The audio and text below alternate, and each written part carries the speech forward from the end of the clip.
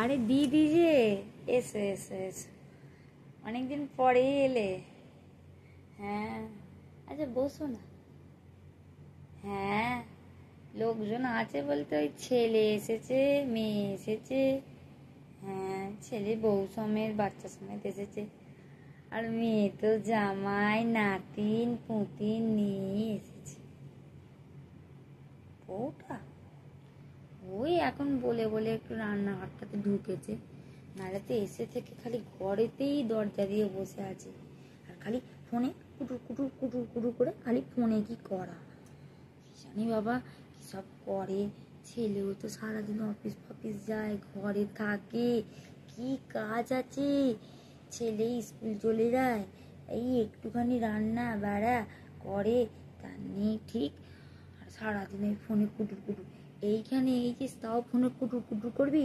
আমি তো ডাকলুম, হ্যাঁ তুমি 10 দিন ছাড়া আসবে শ্বশুর বাড়ি, আর সারা সপ্তাহ কাজ করবে নে, আর একটা দিন দুটো দিন থাকতে এসো, কাজ করতে হবে না।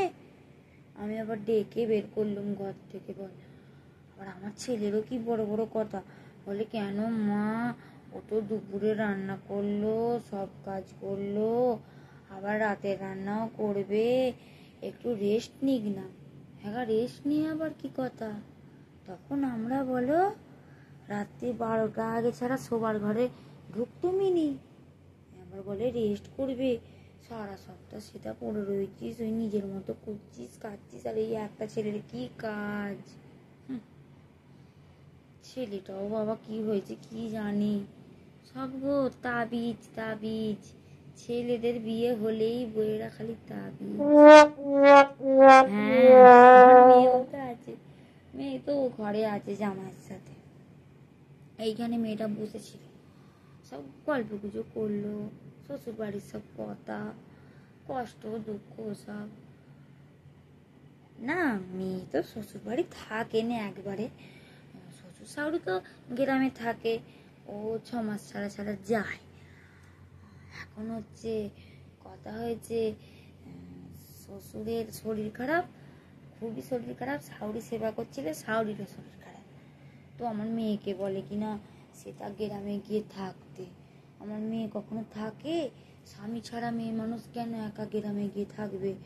বাচ্চা কাচ্চা আছে, স্কুল পড়া করে, ওই জন্য আর গ্রামে যায়নি।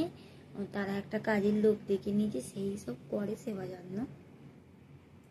হ্যাঁ, মেয়েটা ফ্ল্যাটে থাকে, স্বামী ছেলে নিয়ে, কাজের শেষ নেই। একটা কাজের লোক রেখেছে, সে শুধু ওই একটু মোচা বাসন মাজা এইসব করে দিয়ে যায়। তাও কি আমার মেয়ের কাজ কমে? কি রোগা শুকনো পাকনা হয়ে গেছে। আমি মেয়েকে বললুম, যা তুই একটু ঘরে যা, গল্প গুজব কর, রেস্ট নে। গেছে এবারে। না না, শ্বশুর শাশুড়ি এসে থাকবে না।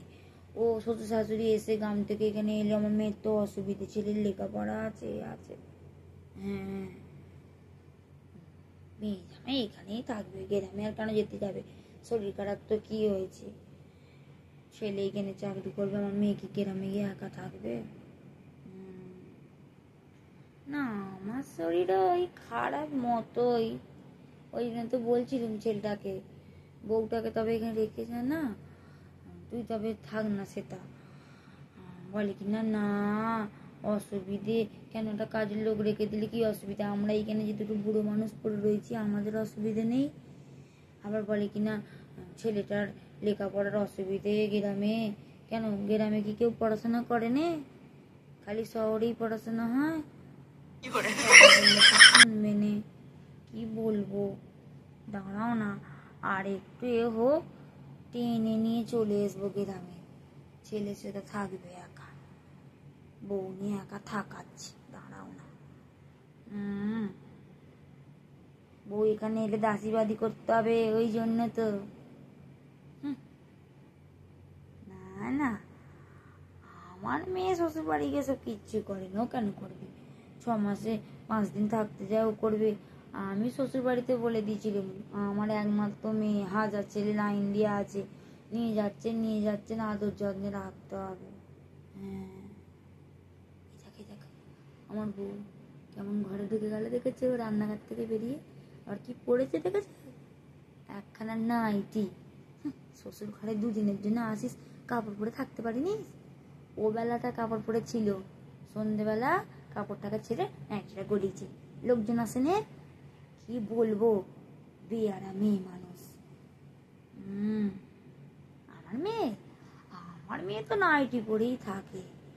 না না, ও শ্বশুর বাড়িতে তো কোনো বাধা নিষেধ নেই।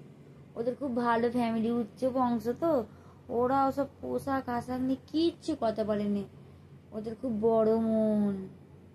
না না, কিছু সে এখানেও পড়বে ওখানেও পড়বে, ফ্ল্যাটেও পড়ে। ওদের খুব ছেলের খুব ফ্যামিলি ভালো। পোশাক আশাক আমার মেয়ে সব পরে, জিন্সের প্যান্ট, জামা, হাফ প্যান্ট, নাইটি সবই তো পরে। খুব উচ্চ বংশ। ওদের তো আর নিচু বংশ নয় যে পোশাক আশাক নিয়ে দুটো কথা কইবে।